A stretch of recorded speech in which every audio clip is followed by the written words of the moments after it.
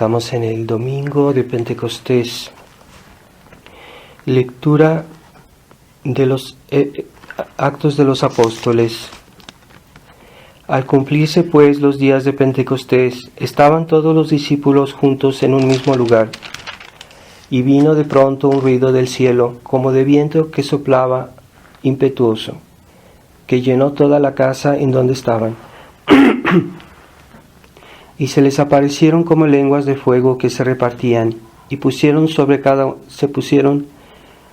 cada uno de ellos, y quedaban todos llenos del Espíritu Santo. Y comenzaron a hablar varias lenguas, según les dictaba el mismo Espíritu Santo. Residían a la sazón en Jerusalén judíos piadosos de todas las naciones del mundo. Divulgado este suceso, acudió mucho gentío, y quedaron pasmados al ver que cada uno oía hablar a los apóstoles en su propia lengua. Todos estaban atónitos y maravillados, y decían: ¿todos estos que hablan no son galileos? Pues ¿cómo les oímos nosotros hablar a cada uno en nuestra lengua nativa? Partos, medos y elamitas, los que moran en Mesopotamia, Judea y Capadocia, en el Ponto y Asia, en Frigia y Panfilia, en Egipto y en la tierra de Libia, que confina con Cirene, y los que han venido de Roma, judíos y prosélitos, los cretenses y árabes, les oímos hablar en nuestras lenguas las maravillas de Dios. Continuación del Santo Evangelio según San Juan.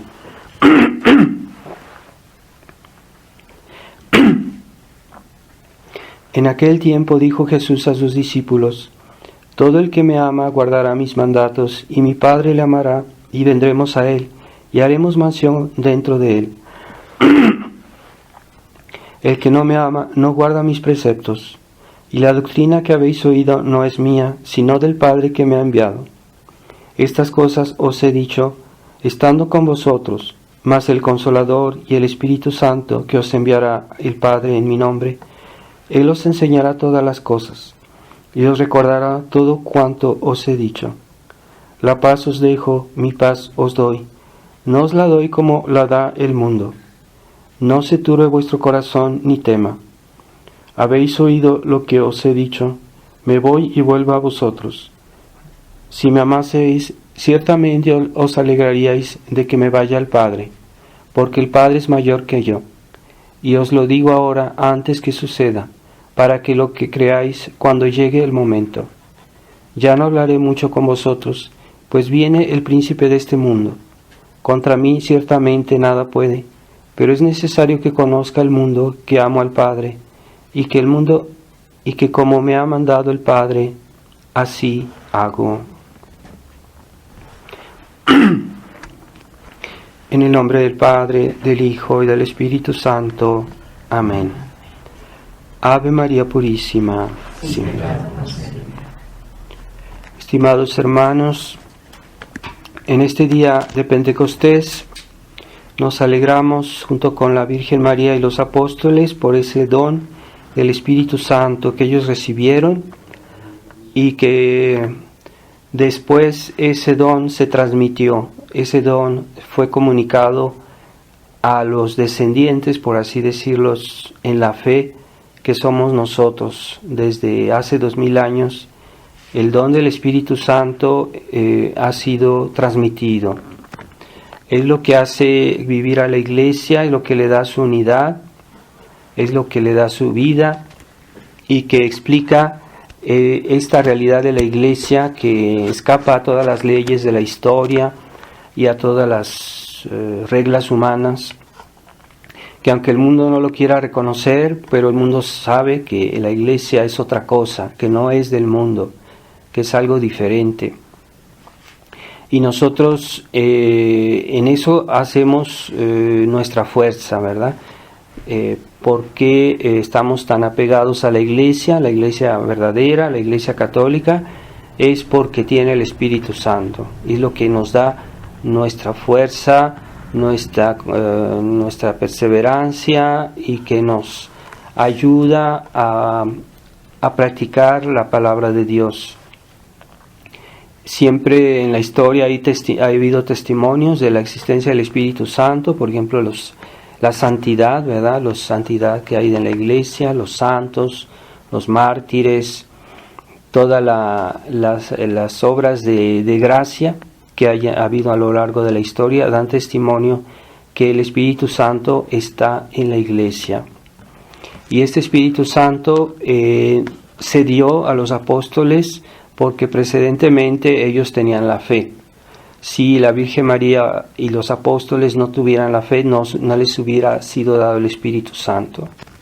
Así que cuando nosotros queremos recibir cualquier gracia, cualquier beneficio en la iglesia, cualquier sacramento, debemos tener primero la fe, y si es una fe intensa, pues será un don más grande del Espíritu Santo.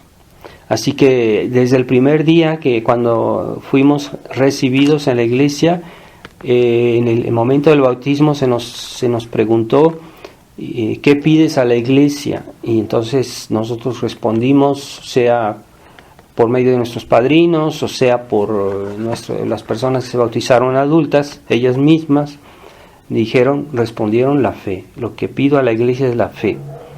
Y porque tenía la fe, porque aceptó la fe, entonces recibió la infusión, o recibimos la infusión del Espíritu, del agua, en la cual recibimos el Espíritu Santo.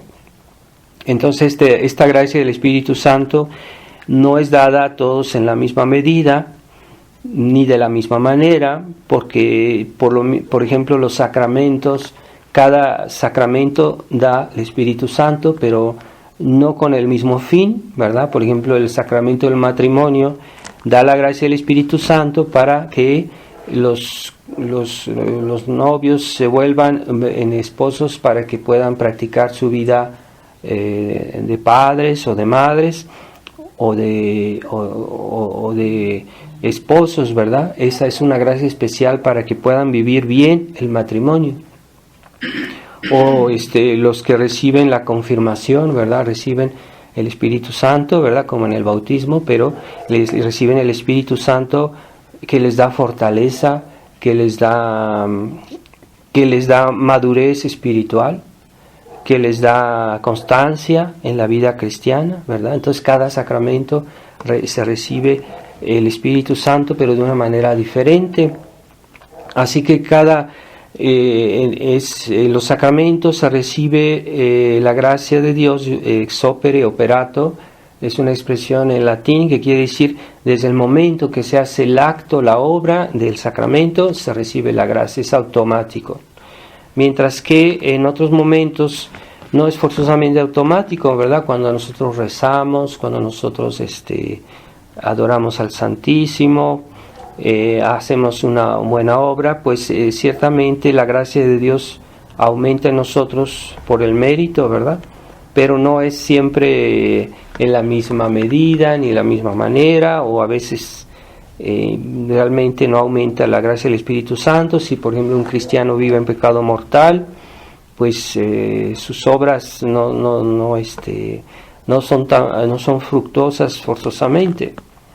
Así que debemos estar conscientes de que el Espíritu Santo actúa en nuestra vida, pero si nosotros lo dejamos pasar y no lo oímos, o no lo entendemos, o no ponemos cuidado, pues el Espíritu Santo pasará y no nos hará ningún bien, ¿verdad?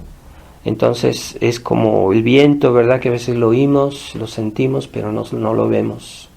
Así la acción del Espíritu Santo es muy discreta y necesitamos estar atentos. Cuando recibimos las gracias de Dios, no las dejemos escapar. Cuando acabamos de comulgar, no nos distraigamos, porque esas gracias que Dios nos quiere dar en ese momento, nos las va a dar en ese momento y no en otro. Entonces, después de la comunión hay que estar atentos a la acción del Espíritu Santo y aprovechar todas las gracias que Jesús nos quiere dar en ese momento. Hay que rezar con fervor, hay que aprovechar ese momento de amor que nuestro Señor nos manifiesta, de consolación, ¿verdad? Pero si alguien no siente la la presencia de Dios es porque o no se preparó bien antes de misa, porque estaba disipado, porque estaba afuera, estaba distraído, que en la misa estaba en otro lugar, no estaba en la misa. Y entonces la acción del Espíritu Santo es como limitada, como disminuida, se pierden esas gracias, se desperdician, ¿verdad? O después de la comunión es el momento de acción de gracias, es el momento en que se cosecha esos esfuerzos que hicimos antes de la comunión. Y en esos momentos hay que estar atentos, ¿verdad? Sentimos esa acción del Espíritu Santo, pero si estamos distraídos, la perdemos, ¿verdad? La perdemos. Es un momento precioso que hay que aprovechar. Y bueno, hay personas que no ven la hora de irse de misa, ¿verdad? Están como apurados, apenas se acaba la misa y corren y se van como si hubiera un incendio. Quieren ir al mundo, quieren hacer otras cosas, no ven no perciben la acción del Espíritu Santo, no la aprovechan, la desperdician. Por eso es bueno después de comulgar recogerse y no estar mirando qué pasa aquí o qué pasa allá, ¿verdad? A veces los acólitos están guardando el altar y la gente está mirando a ver cómo lo hace, en lugar de concentrarse en la presencia de Jesucristo que acaban de recibir y hablar con Él, darle gracias, pedirle algo, decirle lo que necesitamos. Entonces ya justo después de la misa ya hay mucha gente distraída que está mirando lo que pasa, ¿verdad? La gente que pasa, cómo está vestido fulanito, etcétera. Entonces esos detalles nos hacen perder ese momento en el cual el Espíritu Santo está actuando en nuestra alma. También en la oración, ¿verdad? Cuando nosotros rezamos, también son momentos de familiaridad con Dios y hay personas que no los aprovechan, ¿verdad? Que rezan de una manera como una máquina, repetitivos, no ven que Dios los está oyendo, que ellos le están hablando a Dios, aunque no lo vean, Dios está ahí y hay una acción del Espíritu Santo si rezamos bien, estamos rezando con atención, o no como esas personas que rezan muy muy rápido y ni siquiera piensan en lo que dicen. Esa oración es una oración mal dicha y no hay prisa, hay que rezar bien. Cada palabra tiene su significado, hay que pensar en lo que uno está diciendo, ¿verdad? Entonces no se trata de decir como una ametralladora las cosas, hay que decirlos bien, con atención, y más vale no rezar que rezar mal, porque rezar mal ofende a Dios, es pecado rezar mal. Entonces hay personas que lo que quieren es terminar rápido y hay que ser expeditivos con el rosario, entonces lo dicen rapidísimo. Bueno, esa oración primero ofende a Dios y segundo no obtiene las gracias que uno pide, ¿verdad? Entonces una oración mal dicha mejor no decirla. Entonces es mejor rezar poco pero rezar bien, y si uno tiene tiempo y posibilidad, pues rezar mucho, claro que sí. Es todavía mejor, pero que la oración esté bien dicha. Y se necesita sentir ese recogimiento, esa paz, ese gusto en estar hablando con Dios, la Virgen María. Entonces, si no sentimos ese gusto, ese placer de rezar, que dice que no estamos rezando muy bien, ¿verdad? Puede pasar que a veces uno está cansado, que uno no tiene las fuerzas psicológicas para decir bien la oración, pero aunque no se pueda concentrar bien, pero hace lo que puede y hace lo mejor que puede, y entonces Dios se lo toma en cuenta. Y aunque se distraiga, esa oración no es pecado porque hace lo que puede. Hace todo lo que puede, entonces de todos modos recibe gracias de Dios. Lo que es pecado es cuando uno se distrae voluntariamente, a sabiendas, con toda conciencia, eso sí, pero que el hecho que estemos cansados, que estemos así como con dificultad de concentrarnos, que no sea una razón para no rezar, ¿verdad? Porque hay unos que dicen, no, ahorita no me siento bien para rezar. Bueno, pero si no rezas ahorita, ya después no vas a rezar. Entonces reza de todos modos y Dios te lo tomará en cuenta, aunque no lo hagas muy bien. Pero lo que cuenta es que tú haces todo lo que puedes y entonces tu oración tiene valor delante de Dios. Tu oración sí te obtiene gracias del Espíritu Santo, ¿verdad? Entonces la acción del Espíritu Santo a veces es más sensible y a veces es muy discreta, a veces no la percibimos. Pensamos que Dios no... Ha habido santos que han tenido mucho tiempo en el cual se sentían como que Dios los había abandonado, que Dios no escuchaba sus oraciones, y pasaron años así y sufrían mucho de esa situación, pero en realidad Dios estaba con ellos, Dios los escuchaba y Dios estaba contento de sus oraciones. Entonces no hay que desanimarse cuando no sentimos a veces devoción sensible, pero lo hacemos bien a pesar de todo y nos esforzamos. De todos modos Dios está con nosotros, Dios nos bendice y nos ayuda. Así que nunca hay que desanimarse y decir, bueno, ya no voy a rezar, etcétera, ¿verdad? Y esa acción del Espíritu Santo también está presente en todo momento del día, incluso cuando dormimos. La acción de la gracia es como una semilla que se siembra y que crece constantemente cuando rezamos, cuando hacemos buenas obras, pero también cuando estamos dormidos, siempre que está creciendo, ¿verdad? Porque cuando hacemos cualquier obra, lo hacemos en nombre de Dios. Si tenemos fe, si creemos en Dios, lo hacemos en nombre de Dios. Entonces está fructificando la gracia. Cuando dormimos, rezamos antes de acostarnos, entonces estamos santificando el sueño. Y a pesar de todo, lo hacemos por Dios, aunque estemos dormidos. Y también la gracia sigue fructificando en el sueño. Así que hay que santificar no solo esos momentos que son típicamente de oración o de la misa, el rosario. No, hay que santificar todo el día. Y de hecho, Dios está presente en nuestra alma todo el día. Todo el día. Entonces, el alma de nuestra alma es Dios. ¿Verdad? Así como un cuerpo no puede vivir si no tiene alma. Si su alma se sale del cuerpo, pues el cuerpo muere. Eso es la muerte. Entonces, el alma de nuestra alma es Dios.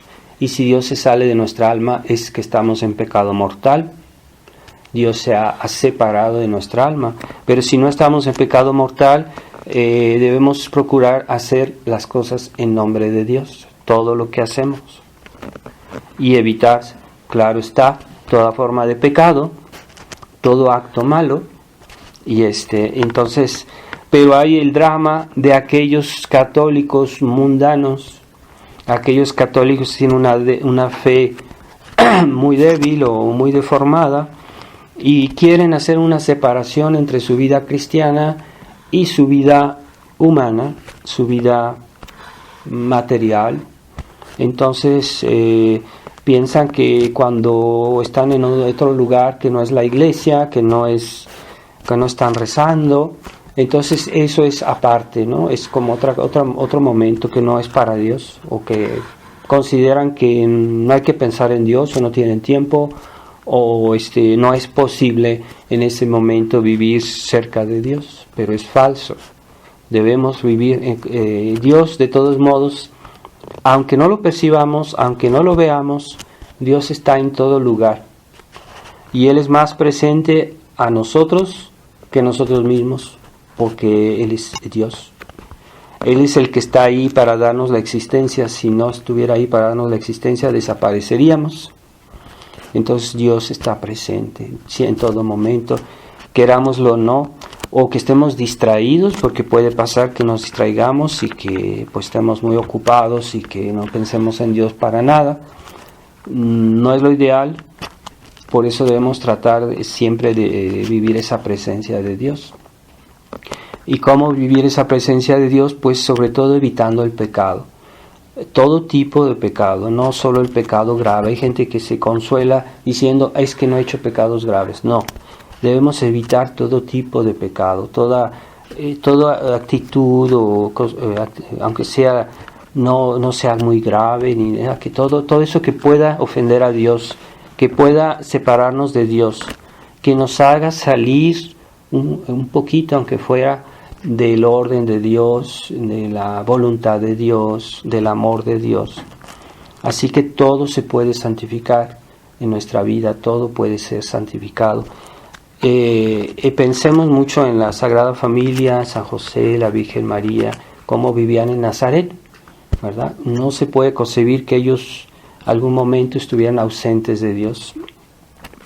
Pero es lo normal, no es que ellos, porque eran ellos, no, es que eso es lo normal para todos, ¿verdad? Y incluso los animales, que aunque no tengan razón, ellos hacen todo lo que Dios les ha dicho, los animales, porque ellos siguen la ley de la naturaleza, ellos obedecen a los instintos que Dios les dio, y en realidad están dando gloria a Dios, están obedeciendo a Dios. Pero no tienen uso de razón, entonces hacen lo que hay que hacer. Entonces todo lo hacen para gloria de Dios, aunque los hombres no lo perciban por su ceguedad, por su falta de fe, por su dureza de corazón. Ya el hombre moderno, no percibe que la naturaleza da gloria a Dios por su sola existencia, ¿verdad? La belleza de la naturaleza está glorificando a Dios, y ya no lo perciben, ya no sienten la presencia de Dios en la creación.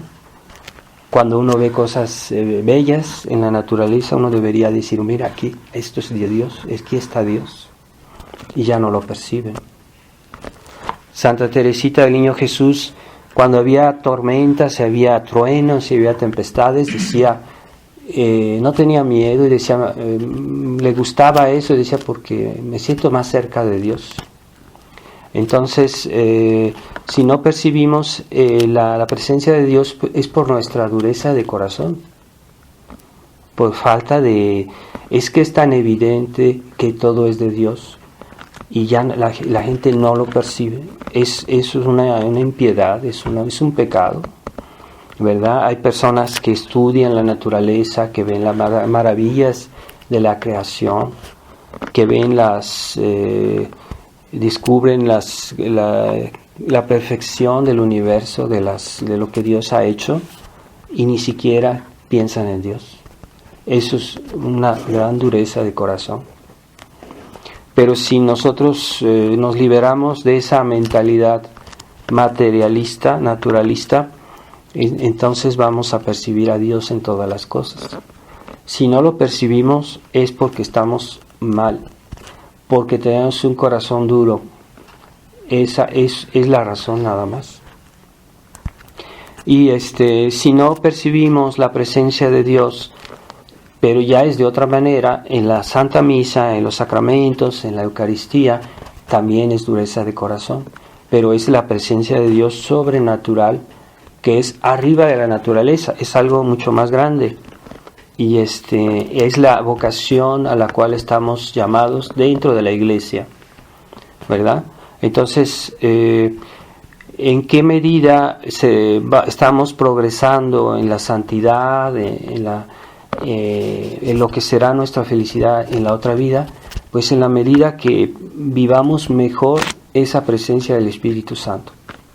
Ahí está la medida de nuestra santidad, de lo que valemos delante de Dios, de la medida de lo que Dios nos va a recompensar en el cielo. Lo que vale una persona delante de Dios es la medida en que está unida al Espíritu Santo, que es un espíritu de caridad, un espíritu de amor. Entonces, la medida de nuestra felicidad en el cielo, pues es la caridad. Pero muy bien lo dice el Evangelio, ¿verdad? El que me ama, hace la voluntad de mi Padre. Entonces, no basta decir yo te amo, yo quiero mucho. Hay personas que a veces usan muchas expresiones así, pero son solo palabras, porque no bastan las palabras. Hay que tener hechos, hay que tener actos. Y ahí se ve que una persona ama realmente, ¿verdad? Como una madre que cuida a su niño desde pequeño y nunca lo descuida y siempre está al pendiente. Pues eso es prueba de amor, no es palabras, ¿verdad? Son como esas madres desnaturalizadas que abortan o que no quieren a sus hijos, se los descuidan y lo que quieren es divertirse o ir por ahí. Entonces, esa no es amor.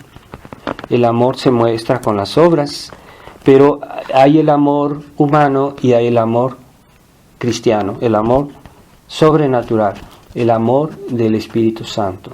Entonces hay padres que aman mucho a sus hijos humanamente, pero no los aman sobrenaturalmente, porque cuando sus hijos hacen pecados no les dicen que están mal, no les dicen que no lo hagan, no se preocupan y hasta les divierte ver que sus hijos hacen cualquier cosa, cosas malas, pecados contra la pureza, por ejemplo, y no se preocupan.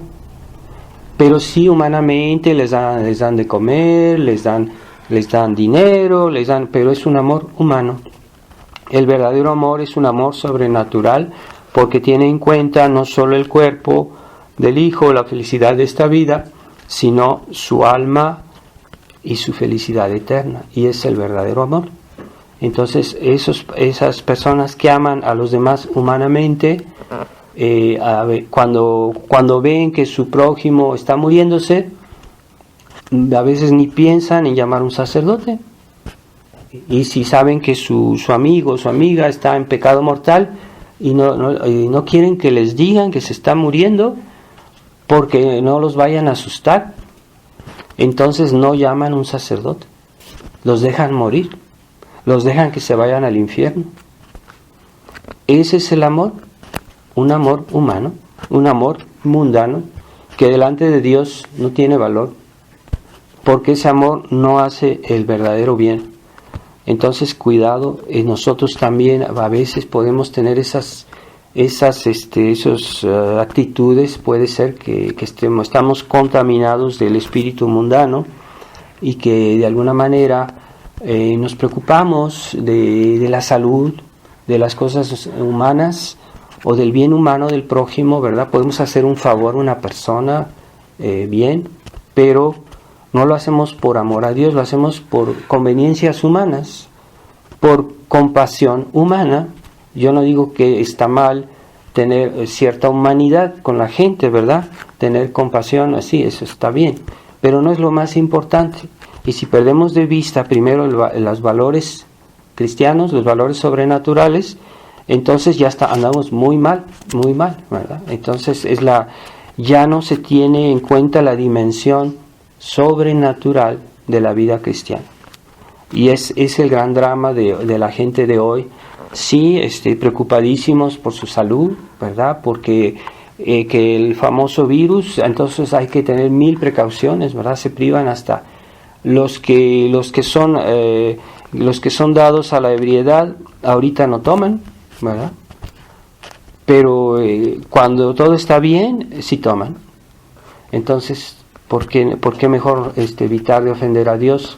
No solo cuando nuestra salud está en peligro, sino siempre. Entonces lo hacen por motivos humanos. Hay personas que no son capaces de hacer un sacrificio, privarse de hacer ayuno, lo consideran durísimo.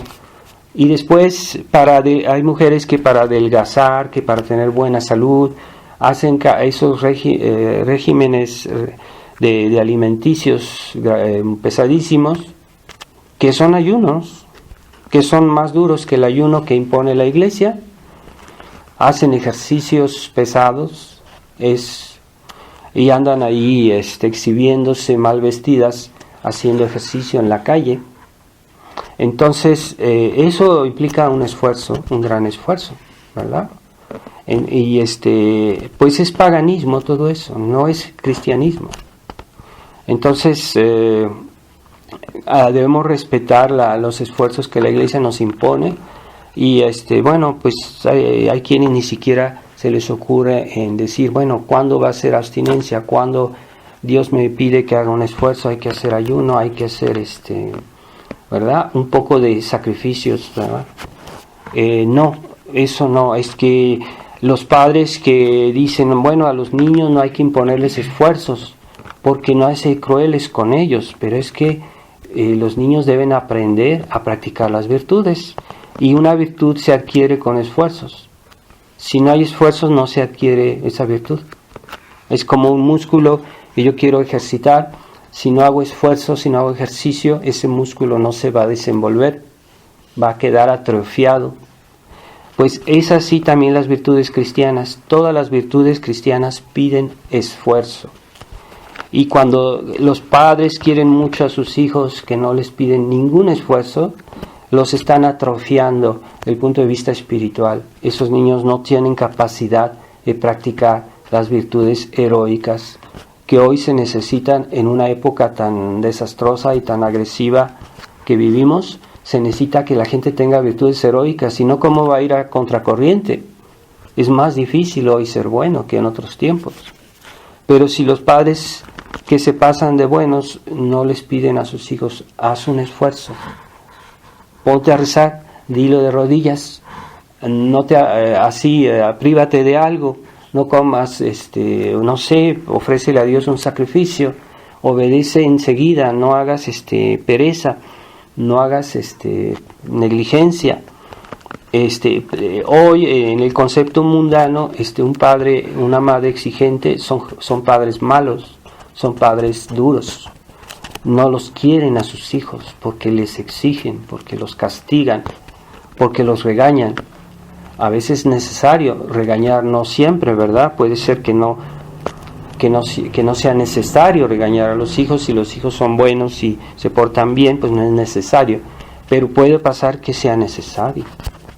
Entonces no hay castigos, no hay exigencias y no hay virtudes. Entonces los hijos apenas crecen y cualquier tentación y se desmoronan, se destruye, se derrumba. Todo eso que los papás habían construido más o menos se derrumba con cualquier tentación. Apenas comienza a tomar contacto con el mundo y vienen las tentaciones, como dice Jesucristo, vienen las tempestades, y como esa casa no estaba construida sobre piedra, pues se derrumba. Estaba construida sobre arena. Sí, la arena es suave, ¿verdad? ¿No? Muy agradable, ¿verdad? Entonces, siempre dar un trato agradable, lo que nos gusta, lo que nos place. Siempre, nunca contrariar a los hijos, siempre hacerles, acariciarlos en el sentido del pelo, como dicen. Entonces, hacer siempre lo que a ellos les gusta. No.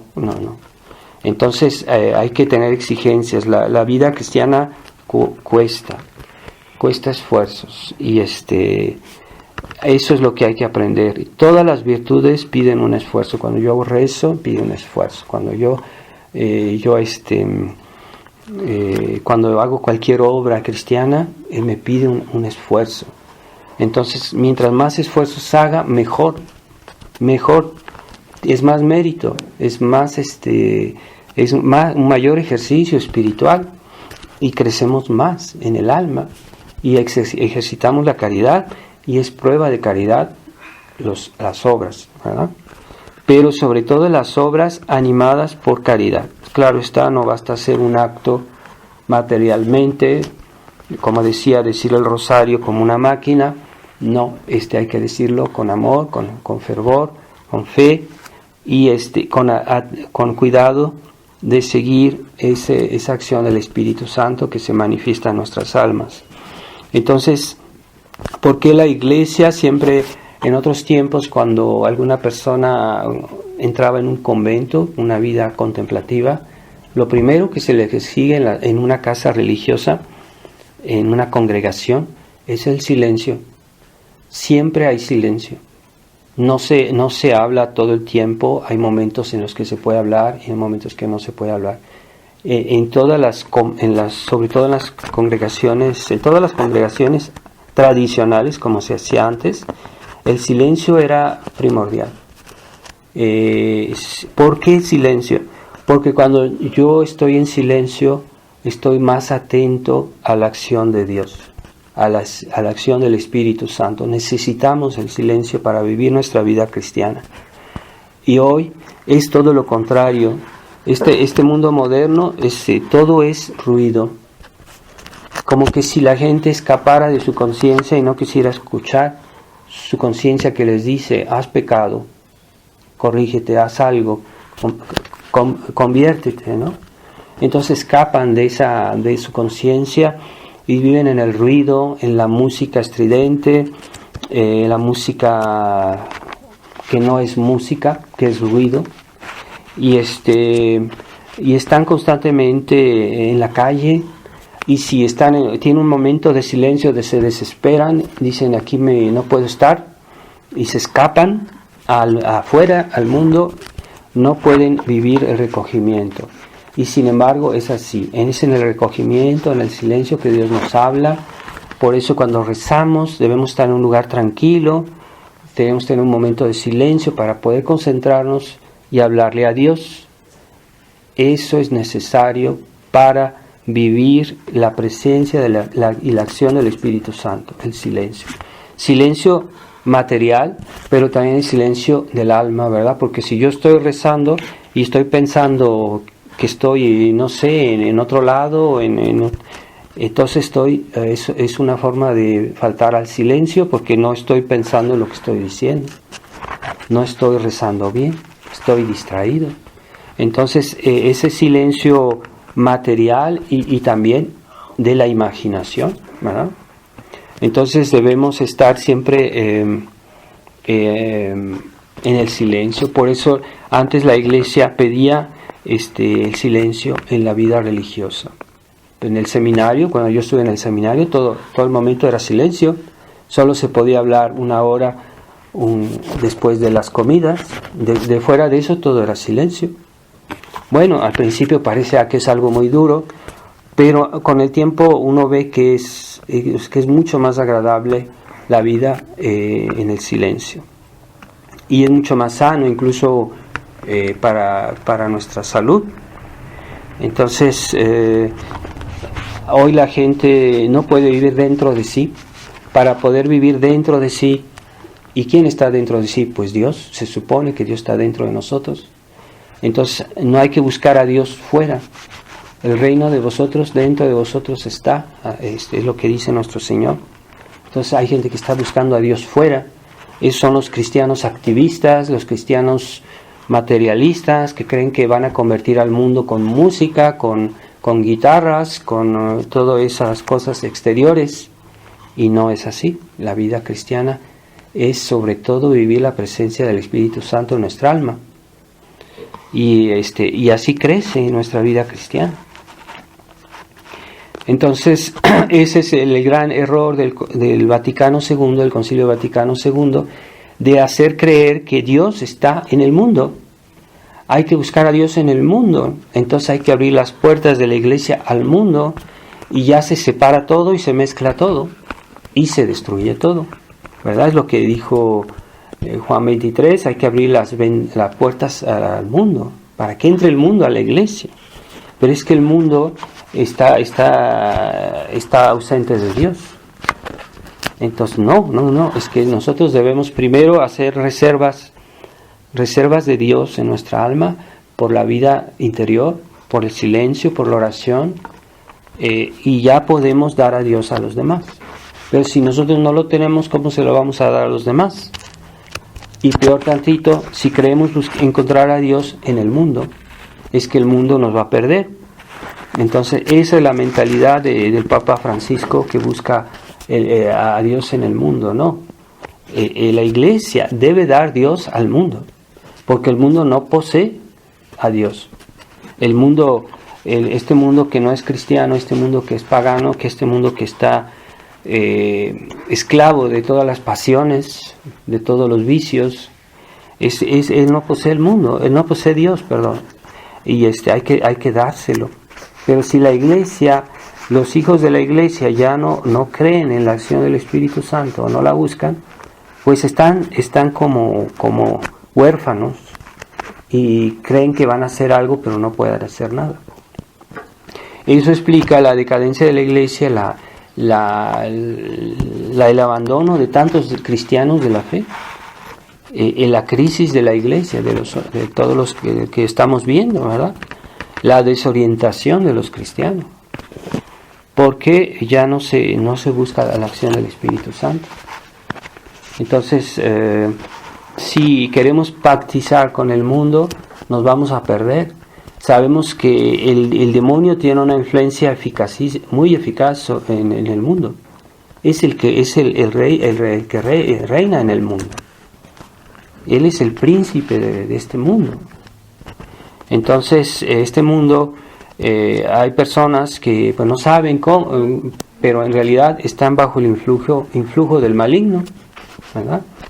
Y ya vemos como ahora que la iglesia está ausente del mundo, la verdadera iglesia, yo no digo la iglesia, la falsa iglesia conciliar, yo digo la iglesia, la verdadera iglesia católica, está muy ausente en este mundo moderno.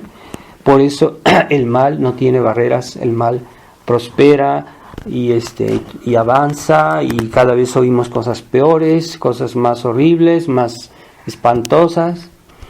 ¿Y por qué? Pues que la iglesia ya no está presente en el mundo, la verdadera iglesia. Entonces el mundo está a lo que venga, a lo que él puede hacer, a lo que él sabe hacer. El mundo está como abandonado. Y si la iglesia no está presente, Dios no está presente. ¿Por qué? Porque Dios quiere hacerse presente en el mundo, es por la iglesia. Y eso nos lo manifestó el día de Pentecostés.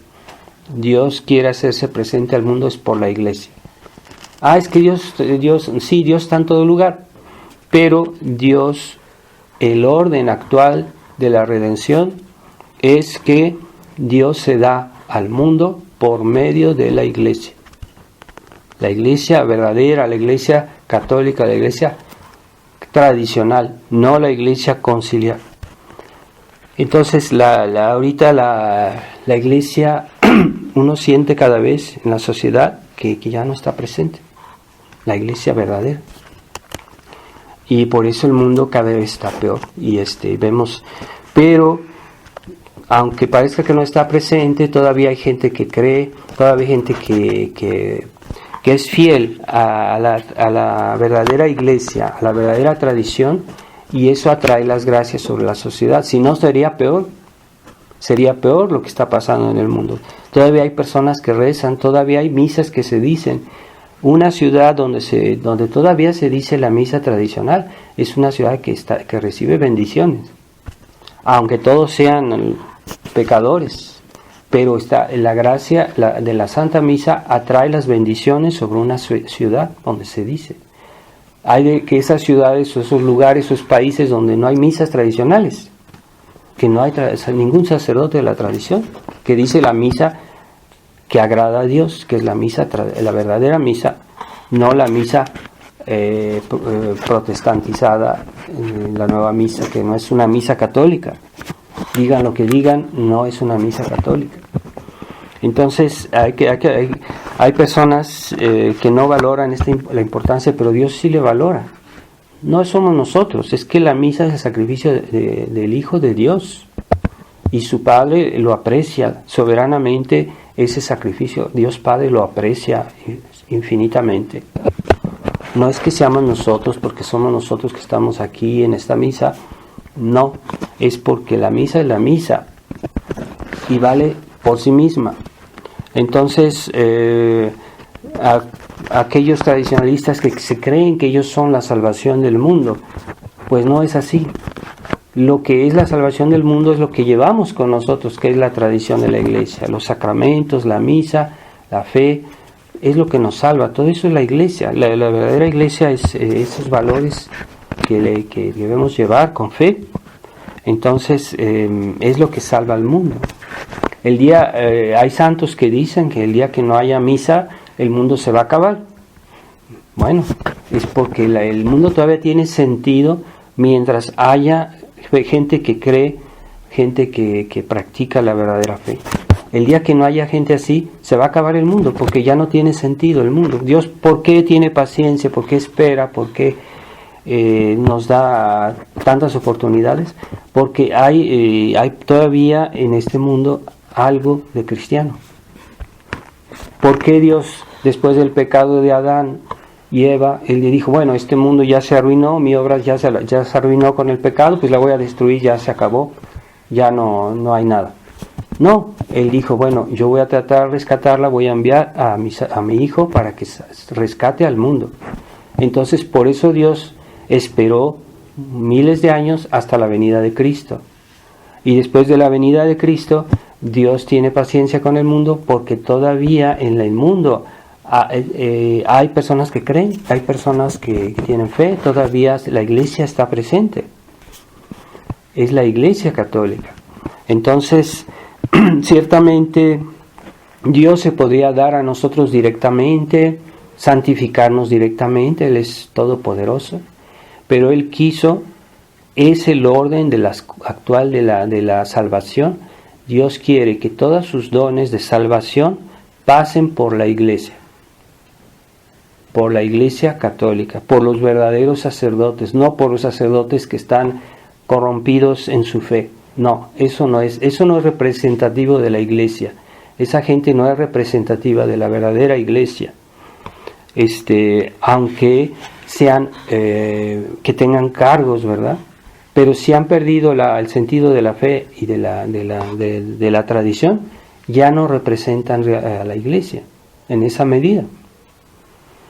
Entonces, nuestra salvación es nuestra pertenencia a la iglesia, pero hay que entender bien cómo se pertenece a la iglesia.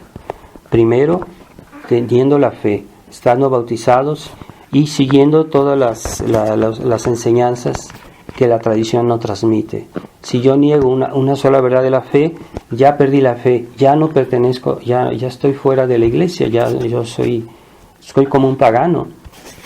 Es que yo nada más negué una cosa. No, es que no puedes negar ni una cosa de la fe. Dios es tan exigente en ese sentido que basta negar una verdad del credo para que yo ya esté fuera, ya no sea hijo, ya estoy destinado al infierno. Cuidado. Y la fe es muy exigente, la fe de la iglesia. Así que vamos a pedirle a la Virgen Santísima, a los apóstoles que estuvieron presentes el día de Pentecostés, que ese día realmente Jesucristo consumó su obra, porque en ese momento ellos fueron transformados. Ya no eran esos apóstoles que dudaban y que hacían preguntas a nuestro Señor que no sabían ni qué. En ese momento todos los apóstoles hablaban con una seguridad, una entereza, ya sabían lo que decían. ¿Por qué? Porque recibieron el Espíritu Santo. Entonces, si nosotros no hacemos caso del Espíritu Santo en nuestra vida, somos huérfanos. Y así que los que no obedecen realmente la fe, la tradición, son huérfanos. Y por eso está en peligro. El mundo está en peligro porque hay poca gente que cree. Así que vamos a pedirle a Dios que sigamos siempre la verdadera iglesia, porque la verdadera iglesia es tradición, y si nosotros nos apartamos de la tradición, pues nos estamos apartando de la iglesia y nos estamos apartando de la salvación, porque fuera de la iglesia no hay salvación. Es el orden de Cristo. Es contrario al espíritu protestante, que pretende que el hombre puede ir directamente a Dios sin necesidad de intermediarios, ¿verdad? El protestante es así. O algunos católicos que tienen espíritu protestante y no se dan cuenta, e incluso tradicionalistas, ¿verdad? Que no toman en cuenta la autoridad del sacerdote, no la aceptan. El sacerdote es una máquina de sacramentos, pero no obedecen al sacerdote, no le hacen caso, no siguen, no lo escuchan. y toman y dejan, ¿verdad? El sacerdote les dice esto y dicen, bueno, yo tomo lo que me gusta, lo que me place. Entonces ya están separándose de la acción de la iglesia, porque la acción de la iglesia es por los ministros de la iglesia. No es así como espíritu protestante, no, es por los sacerdotes. Pero claro, los buenos sacerdotes que siguen la tradición, eso sí, cuando un sacerdote comienza a decir herejías o a apartarse de la fe, pues ya ese sacerdote no podemos seguirlo, no lo podemos escuchar porque está fallando en la fe. Y nuestra fidelidad a la tradición no es solo de palabra, no es solo de boca, es que debemos evitar los compromisos en nuestra fe, compromisos doctrinales, pero también prácticos, ¿verdad? No podemos pactizar con el enemigo, con los que están ocupando los puestos de la iglesia, que han infiltrado la iglesia y que ya la están usurpando. No podemos pactizar con esa gente, no podemos colaborar con ellos, porque ellos están destruyendo la iglesia. Son enemigos dentro, lobos con piel de oveja que quieren destruir la iglesia. Nosotros no podemos colaborar con ellos, ¿no?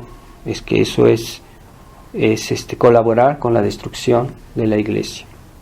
Bueno, pedimos, hoy es el último día de mayo y es el día de la fiesta de María Reina. Hoy es una bonita fiesta que cae justo en el día de Pentecostés. Pues como fue por la Virgen María que los apóstoles recibieron al Espíritu Santo, pues así por la Virgen María le vamos a pedir que el Espíritu Santo reine por su intercesión. Es una magnífica coincidencia de estas dos fiestas y vamos a pedirle a la Virgen que reine por nosotros también, por sus humildes siervos que somos nosotros, pero Dios nos ha querido utilizar como instrumentos. Bueno, tengamos fidelidad a la verdadera tradición y no pacticemos con los enemigos, nada de debilidades. Ave María Purísima, siempre.